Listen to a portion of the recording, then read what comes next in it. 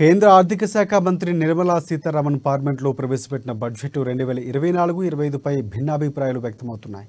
ప్రత్యేకంగా జిల్లా వాసులు ఈ బడ్జెట్పై పెదవి విరుస్తున్నారు. తెలంగాణ రాష్ట్రంతో పాటు ఆదిలాబాద్ జిల్లాకు బడ్జెట్లో తీరని అన్యాయం జరిగిందని చెబుతున్నారు. బడ్జెట్తో ఎలాంటి ప్రయోజనం లేదని ఖండిస్తున్నారు. ఈ ప్రాంతం నుంచి 2 సార్లు బీజేపీ అభ్యర్థిని ఎంపీగా గెలిపించినప్పటికీ ఆదిలాబాద్పై కేంద్రానికి ఎలాంటి ప్రేమ లేదని ఆరోపించారు.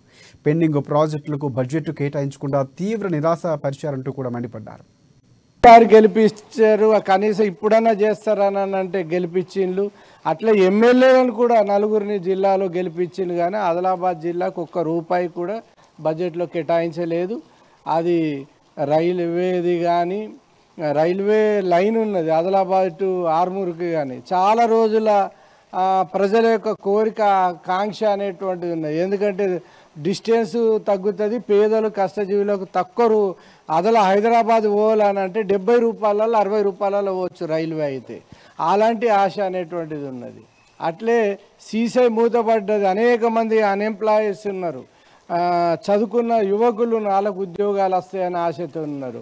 అదేవిధంగా విమానాశ్రయం వస్తే ఇటు పరిశ్రమలు వస్తాయి, మొత్తం ఇది వస్తుంది అని అనుకుంటే అది కూడా ఏం లేదు. ఇట్లాంటిది ఏం చేయలేకపోయింది. ఎన్డీఏ బీజేపీ ప్రభుత్వం నిన్న ప్రవేశపెట్టిన బడ్జెట్ 2024-25 సంవత్సరం గాను కేవలం అది రాజకీయ బడ్జెట్, ప్రజా బడ్జెట్ అసలు కానే కాదు. ఎందుకంటే మనకు నితీష్ కుమార్ బీహార్ కానీ ఆంధ్రప్రదేశ్ కానీ ఈ 2 రాష్ట్రాలని, గుజరాత్, ఈ 3-4 రాష్ట్రాలనే తీసుకొని ప్రతిపాదిక మీద బడ్జెట్ పెట్టడం జరిగింది వాళ్ళ లాభం కొరకు. ఆ రాష్ట్రాలు ఈ నితీష్ కుమార్ బీహార్ కానీ ఆంధ్రప్రదేశ్ కానీ రాజకీయంగా అధికారాన్ని కాపాడుకోవడానికి వాళ్ళ సపోర్ట్ తోటి ఉండటం వల్ల వాళ్ళకి పెట్టడం జరిగింది.